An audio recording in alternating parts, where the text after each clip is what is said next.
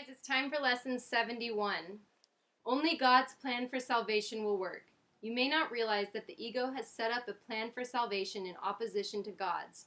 It is this plan in which you believe. Since it is the opposite of God's, you also believe that to accept God's plan in place of the ego's is to be damned. This sounds preposterous, of course. Yet, after we have considered just what the ego's plan is, perhaps you will realize that, however preposterous it may be, you do believe in it. The ego's plan for salvation centers around holding grievances. It maintains that if someone else spoke or acted differently, if some external circumstance or event were changed, you would be saved. I can't tell you how many times I felt that way. I've mentioned it before that when things are crappy, you just want to blame everyone else, everyone around you, and you don't want to take responsibility for your role that you had to play in creating the existence that you're in. But we all have made choices, and we all have chosen unforgiveness, and we've chosen guilt, and we've chosen fear, and a lot of us have chosen to live our lives using those things as motivating factors, and that is how we end up in a place that is unhappy or miserable. So, that's the ego's plan. All right. Thus, the source of salvation is constantly perceived as outside yourself. Each grievance you hold is a declaration and an assertion in which you believe that says, if this were different, I would be saved. The change of mind necessary for salvation is thus demanded of everyone and everything except yourself. So your relationship's going crappy, it's his fault or her fault. This person cheated on you, that's their fault. Now, I've been cheated on, and I can recognize the role I played in that happening. I'm not saying that I deserved it or that that person made the right decision, but I do recognize that it wasn't existing in a vacuum. It wasn't that I was perfectly perfect and, I had fears that I basically manifested. Now that might be hard to hear or hard to look at, but we create our existence for whatever reason. We may not understand it now, we may not understand it 10 years from now, but I think eventually it'll all make sense, and we won't regret anything that we've done, but maybe we'll actually be grateful for everything, even the shitty stuff. Okay, the role assigned to your own mind in this plan, then, is simply to determine what, other than itself, must change if you are to be saved. According to this insane plan, any perceived source of salvation is acceptable provided that it will not work. That sounds weird, but yeah, you can't expect your salvation, your life to get better because or only if someone else changes. We can't do anything about anyone else. All we can do is control our own reactions and our own minds. That's it. There's not a whole lot else we can control.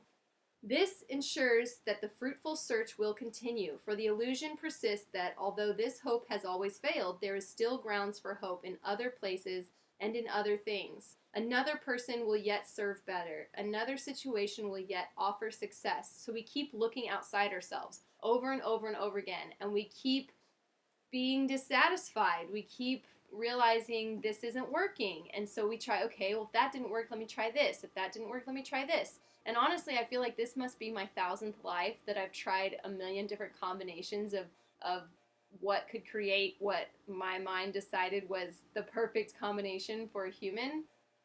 And I'm finally coming to realize that none of it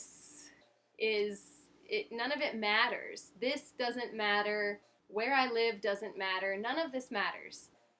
What matters is what the Course is trying to teach, which is true forgiveness, true love, and living in that vibrational place. That's what brings us happiness. That's what makes us feel whole and complete. But we keep thinking that it's something here. Something here is going to make me feel better. It's not.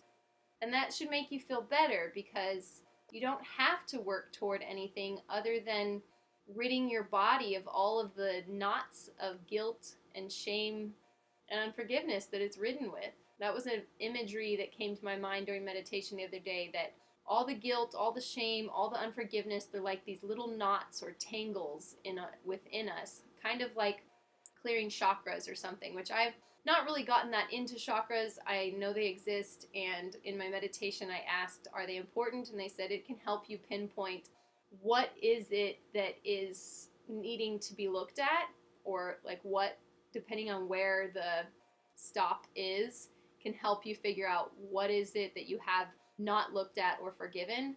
But doing the Course in Miracles will also clear your chakras. It's clearing your body of all of these, not your body, but your mind, clearing your entity, your essence of all those tangles. All the tangles are the guilt and the shame. And when we forgive those things and let them go, then it's kind of like a kink in a hose. And when a hose is tangled or kinked, the water can't flow. But once you can unkink it, then the water can flow freely. Well, that's the same thing with our life. When we're all knotted up with unforgiveness, shame and guilt and fear and anger, then we get all these kinks, and our light isn't flowing, our love isn't flowing, peace isn't flowing. It's all stopped up. So we have to unkink those things in order to let them flow freely. And it's a process, guys. I am not perfect at it. I had a rough day today and last night. I was really emotional. I was stressed out about money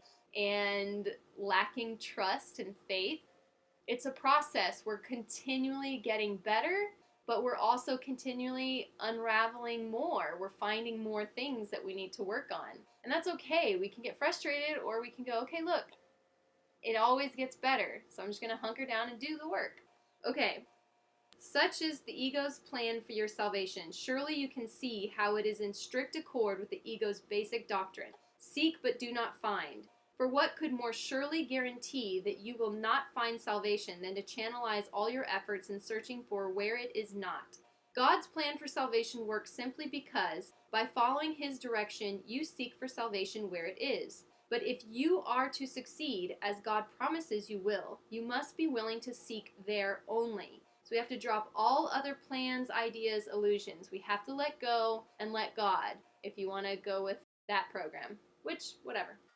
Otherwise, your purpose is divided, and you will attempt to follow two plans for salvation that are diametrically opposed in all ways. The result can only bring confusion, misery, and a deep sense of failure and despair. Woohoo!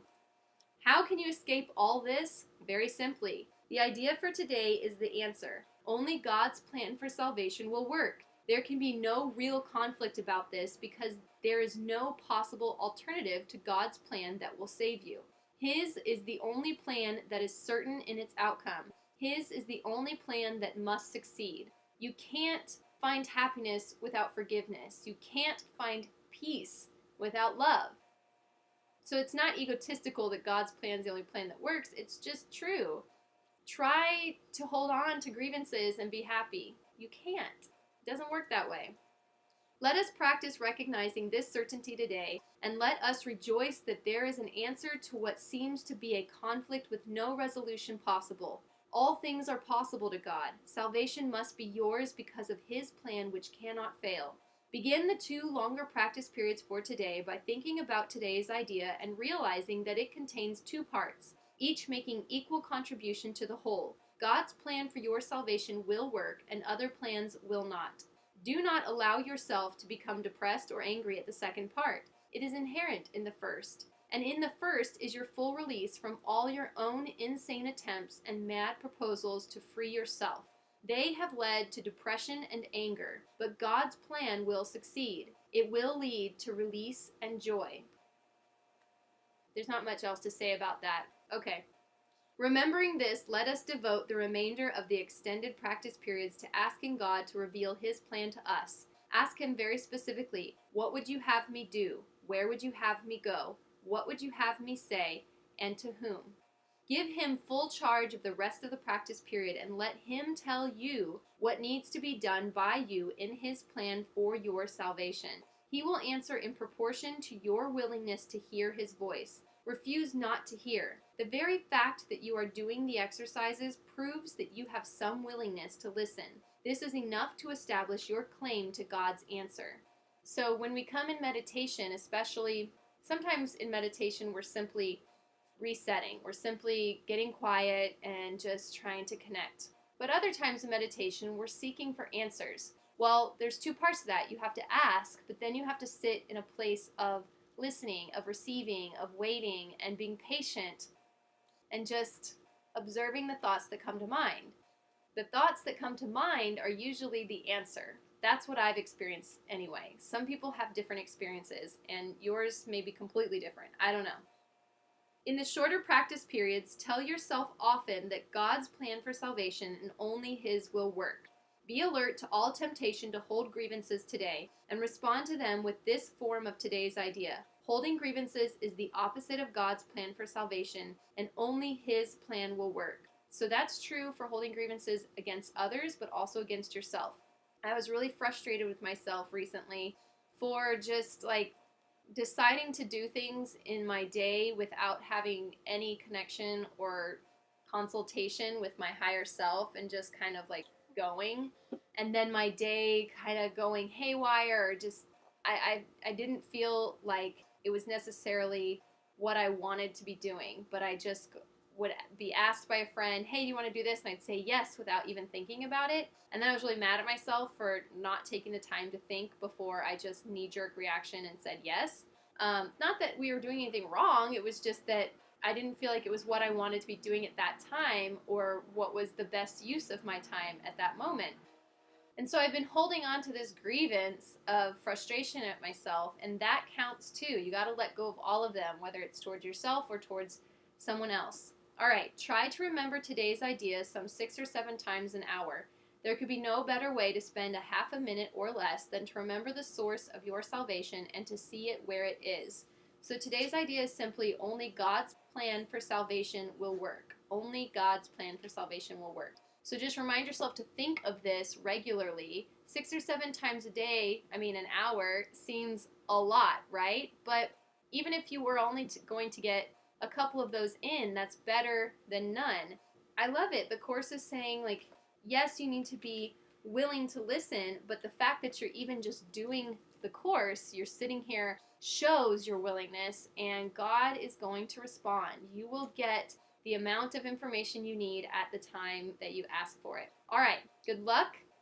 Can't wait to hear how it goes. Send me an email, askraiselight@gmail.com, or drop a comment. All right, take care.